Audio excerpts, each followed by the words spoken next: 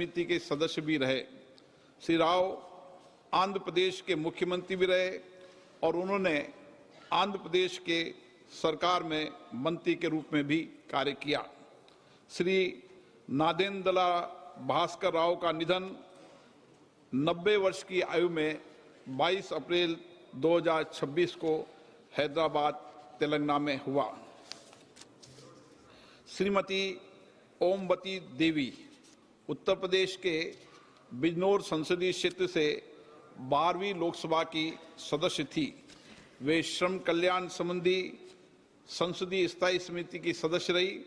इससे पूर्व वे 4 कार्यकालों के लिए उत्तर प्रदेश विधानसभा की सदस्य भी रही। उन्होंने उत्तर प्रदेश सरकार में मंत्री के रूप में अपनी सेवाएं दी। श्रीमती ओमवती देवी का निधन 77 वर्ष की आयु में 8 मई 2026 को बिजनौर, उत्तर प्रदेश में हुआ। श्री सुधांशु शील पश्चिम बंगाल के कोलकाता उत्तर पश्चिम संसदीय क्षेत्र से 14वीं लोकसभा के सदस्य थे।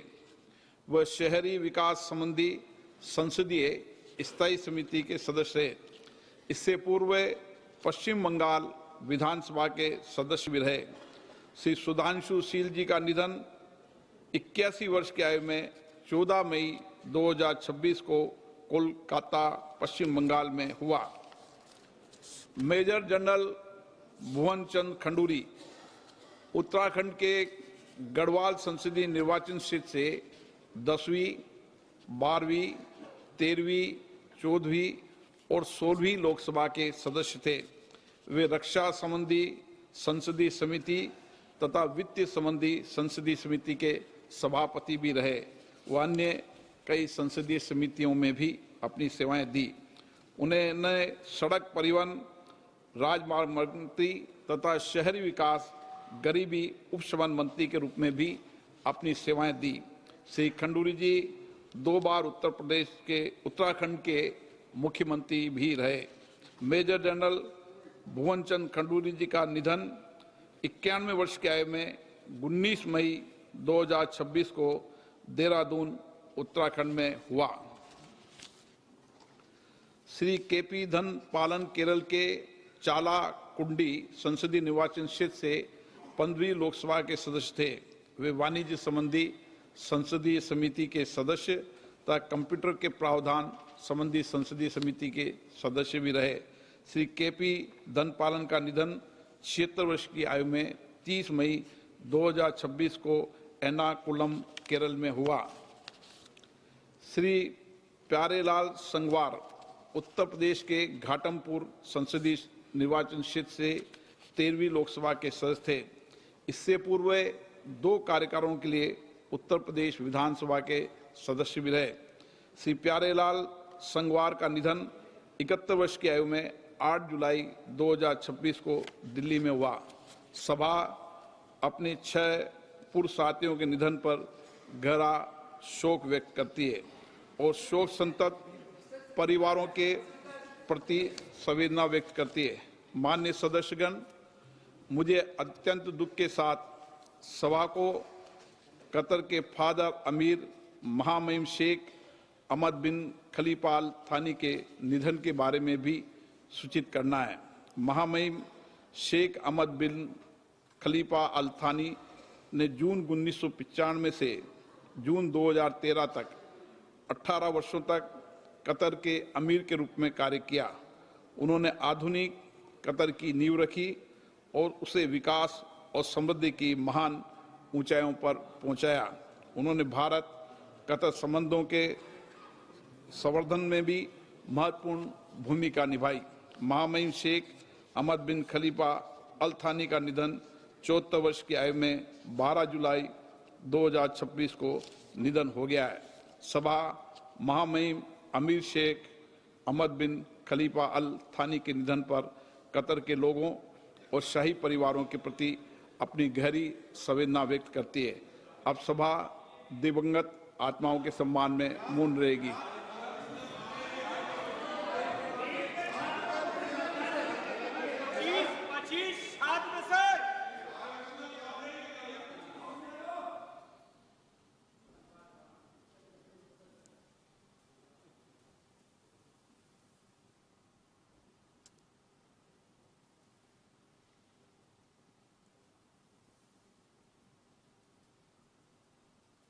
ओम शांति।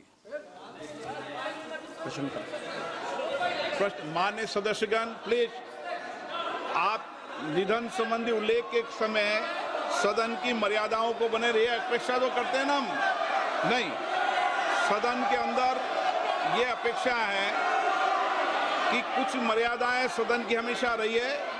उन मर्यादाओं परंपराओं को पालन करना सबकी जिम्मेदारी है।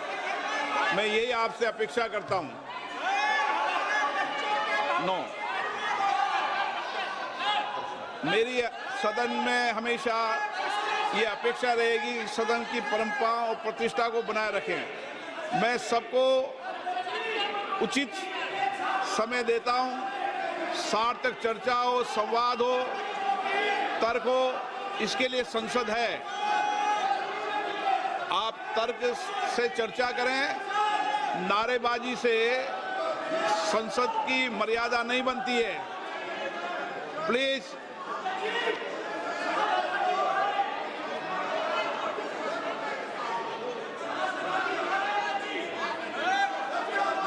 प्रश्नकाल। प्रश्न नंबर 1, धवन लक्ष्मण भाई पटेल। धवन लक्ष्मण भाई पटेल। प्रश्न नंबर 1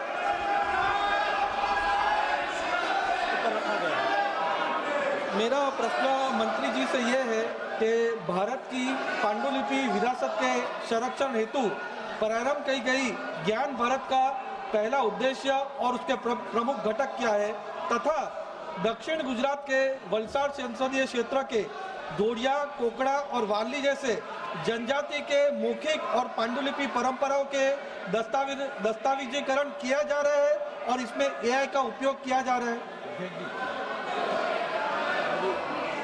माननीय अध्यक्ष महोदय, विरासत हमें दिशा भी देता है, विरासत हमें दर्शन भी देता है, और इसलिए मोदी जी ने विकसित भारत की जब कल्पना करी तब रेड फोर्ट से अपने उद्बोधन में कहा था कि हमें विकसित भारत बनाना है।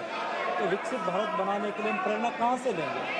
मोदी जी ने प्राण लिलवाते हुए देश को कहा था कि हम विकसित भारत बनाने के लिए संकल्प करेंगे, विकसित भारत बनाने का। दूसरापन दिलवाते हुए गुलामी की मानसिकता को छोड़ने की बात कही थी, और तीसरा प्रण दिलवाते हुए मोदी जी ने कहा था कि विरासत से प्रेरणा लेकर हम विकसित भारत बनाएंगे।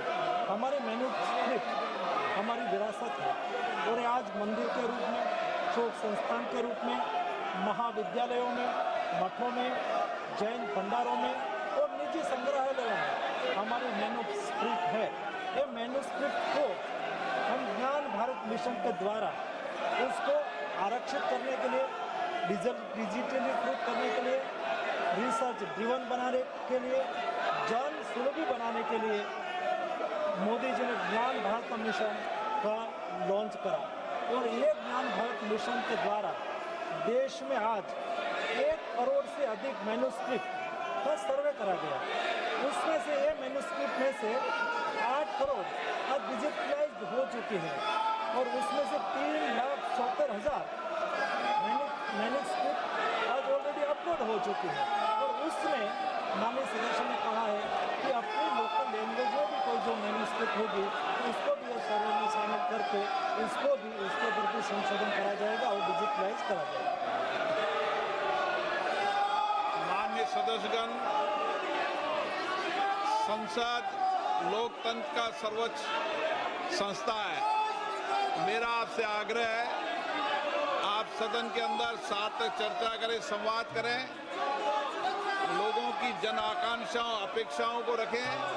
मैं सभी माननीय सदस्यों को उचित नियमों के तहत पर्याप्त समय, पर्याप्त मौका दूंगा। मेरा आपसे आग्रह है कि तख्तियां और नारेबाजी से सदन की मर्यादा नहीं बनती है। मेरा आग्रह है कि सदन का प्रथम दिन है और इस परंपरा को तोड़ना चाहिए कि प्रथम दिन सदन नहीं चलेगा।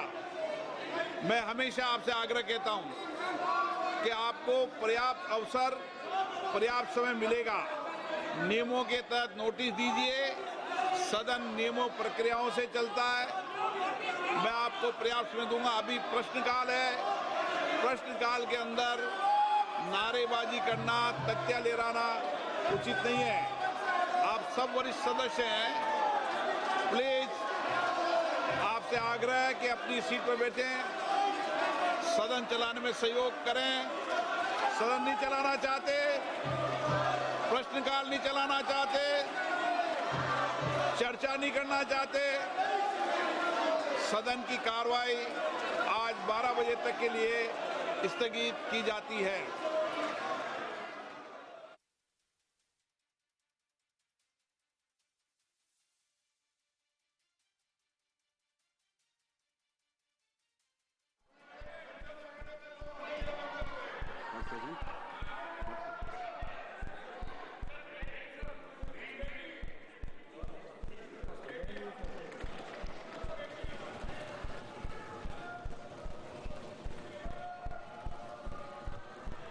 আমি সুস্মিতা দেব রাজ্যসভার সদস্য নির্বাচিত হইয়া ঈশ্বরের নামে শপথ করিতেছি যে বিধি দ্বারা স্থাপিত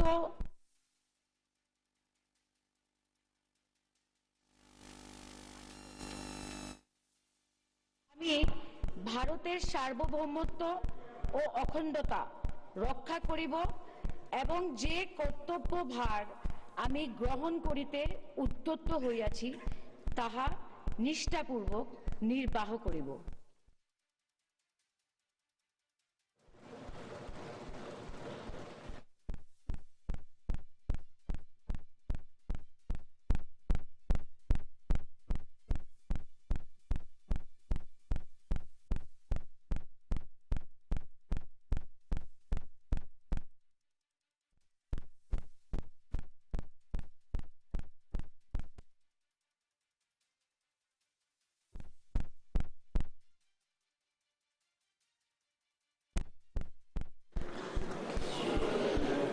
श्री सुखेंदु शेखर राय।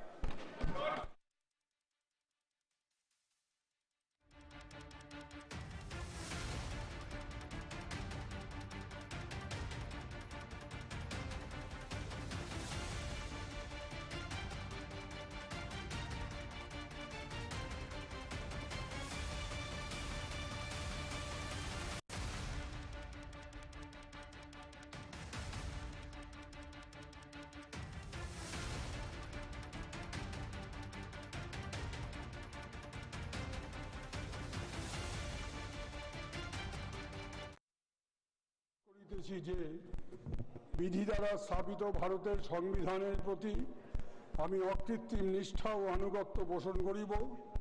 আমি ভারতের সার্বভৌমত্ব ও অখণ্ডতা রক্ষা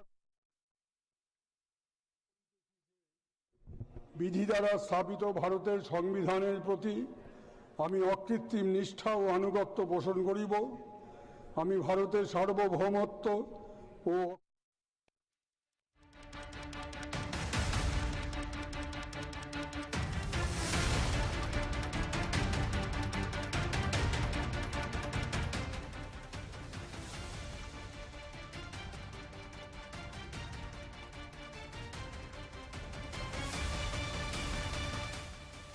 లోక్సభలో విపక్షాల నిరసన.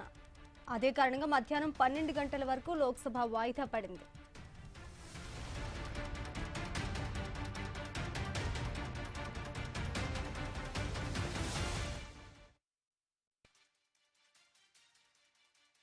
से पूरी दिल्ली को परेशान करने की आवश्यकता क्या है, क्योंकि प्रजातंत्र की जगह अब इस सरकार के मन में, संविधान की जगह अब इस सरकार के वचन में नहीं बची है। धन्यवाद। सर प्रोटेस्ट में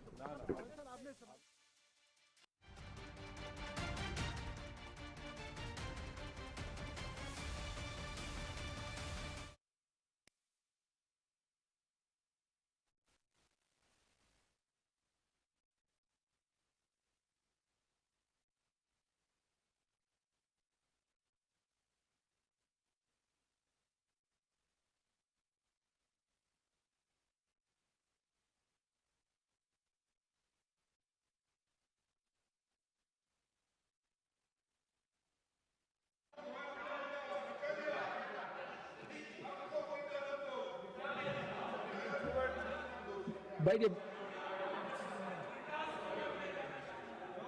members, please. Honorable members, it is with profound sorrow that I refer to the passing away of Sriman Balbir K. Punji, Sriman Swapan Sadhan Boji, Sriman Rangasai Ramakrishna ji. ट्राइनी IPS